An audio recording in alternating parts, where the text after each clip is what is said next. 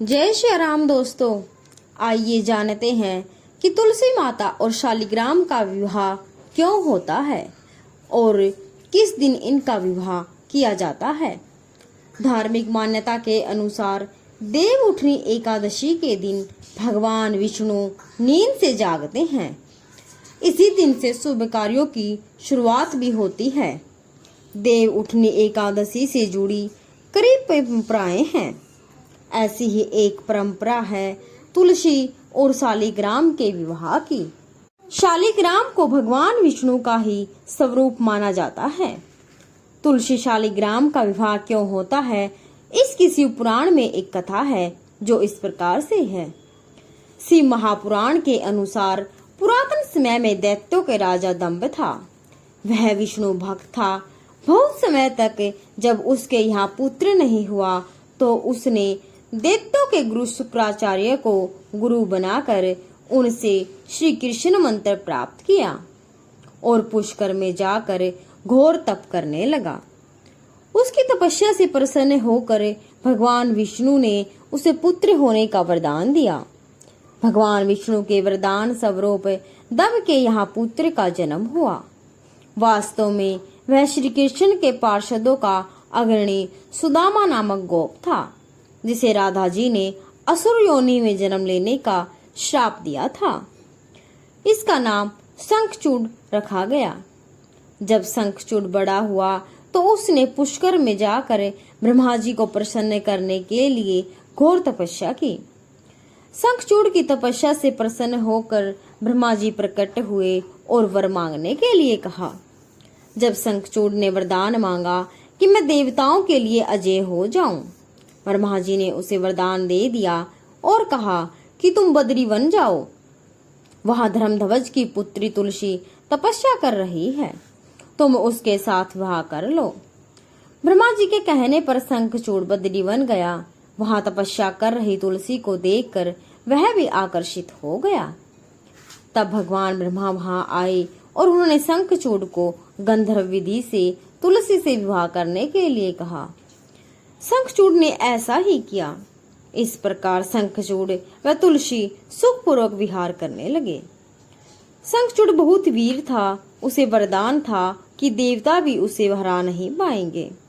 उसने अपने बल से देवताओं, असुरों, दानवों, राक्षसों, किन्नरों, मनुष्यों, गंधर्वों, नागों, यहाँ तक कि तीनों लोकों के सभी प्राणियों पर विजय प्राप्त कर ली थी। उसके राज्य में सभी सुखी थे। वे सदैव भगवान श्री कृष्ण की भक्ति में लीन रहता था। स्वर्ग के हाथ से निकल जाने पर देवता ब्रह्मा जी के पास गए और ब्रह्मा जी उन्हें लेकर भगवान विष्णु के पास गए। देवताओं की बात सुनकर भगवान विष्णु ने कहा, शंखचूड़ की मृत्यु भगवान शिव के त्रिशूल से निर्धारित है। यह जानकर सभी देवता भगवान शिव के पास गए। देवताओं की बात सुनकर भगवान शिव ने चित्ररथ नामक गण को अपना दूत बनाकर शंखचूड़ के पास भेजा। चित्ररथ ने शंखचूड़ को समझाया कि वह देवताओं को उनका राज्य लौटा दे, लेकिन शंखचूड़ ने कहा कि महादेव के साथ युद्ध किए बिना मैं देवताओं को उनका राज्य नहीं लौटाऊंगा।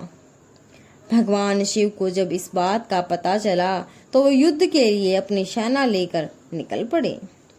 शंखचूड़ भी युद्ध के लिए तैयार होकर रणभूमि में आ गया। देखते ही देखते देवता व दानवों में घमासान युद्ध होने लगा। वरदान के कारण शंखचूड़ को देवता हरा नहीं पा रहे थे। शंखचूड़ और देवताओं का युद्ध कई सालों तक चलता रहा। अंत में भगवान शिव ने चूड़ का वध करने के लिए जैसे ही अपना त्रिशूल उठाया तभी आकाशवाणी हुई, जब तक शंखचूड़ के हाथ में श्री हरि का कवच है और इसकी पत्नी का अस्तित्व अखंडित है तब तक इसका वध संभव नहीं होगा। आकाशवाणी सुनकर भगवान विष्णु वृद्ध ब्राह्मण का रूप धारण कर शंखचूड़ के पास गए और उससे श्री हरि कवच दान में मांग लिया। शंखचूड़ ने वह कवच बिना किसी संकोच के दान कर दिया।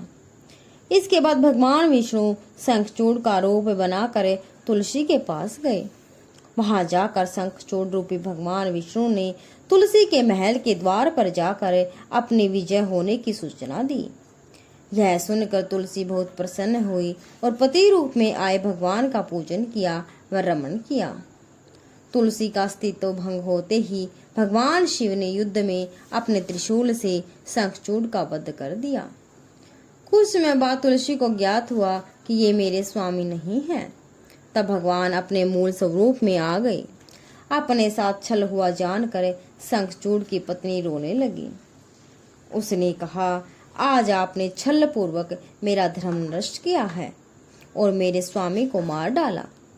आप अवश्य ही पत्थर हृदय हैं, अतः आप मेरे श्राप से अब पत्थर होकर पृथ्वी पर रहें। तब भगवान विष्णु ने कहा, देवी, तुम मेरे लिए भारतवर्ष में रहकर बहुत दिनों तक तपस्या कर चुकी हो। अब तुम इस शरीर का त्याग करके दिव्य देह धारण करके मेरे साथ आनंद से रहो। तुम्हारा यह शरीर नदी रूप में बदलकर गंडकी नामक नदी के रूप में प्रसिद्ध होगा। तुम पुष्पों में श्रेष्ठ तुलसी का पौधा बन जाओगी और सदा मेरे साथ रहोगी। तुम्हारे श्राप को सत्य करने के लिए मैं पत्थर शालिग्राम बनकर रहूंगा। गंडकी नदी के तट पर मेरा वास होगा। नदी में रहने वाले करोड़ों कीड़े अपने तीखे दांतों से काट काट कर उस पत्थर में मेरे चक्र का चिन्ह बनाएंगे। धर्मानुजन तुलसी के पौधे व शालिग्राम शिला का विवाह कर पुण्य अर्जन करेंगे। परंपरा के अनुसार देव प्रबोधिनी एकादशी के दिन भगवान शालिग्राम व तुलसी का विवाह संपन्न कर मांगलिक कार्यों का शुभारंभ किया जाता है। मान्यता है कि तुलसी का शालिग्राम विवाह करवाने से मनुष्य को अतुल्य पुण्य की प्राप्ति होती है। तो दोस्तों, आपने इस वीडियो को सुनकर, देखकर जो ज्ञान प्राप्त किया है और जो आप कहना चाहते हो, कमेंट बॉक्स में अपनी राय जरूर दें। अगर आप चैनल पर नए हैं तो चैनल को सब्सक्राइब जरूर करें और वीडियो को लाइक शेयर जरूर करें। जय श्री राम, जय श्री कृष्ण।